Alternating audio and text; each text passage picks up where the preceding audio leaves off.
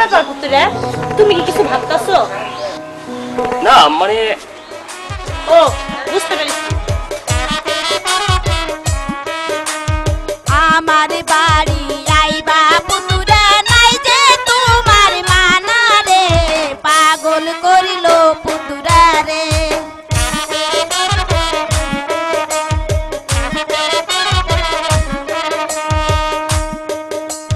কিসব কথা কইছেন গো ভাই, লজ্জাতে যাই মরি গো, আমি আপনার পুতুরা গো।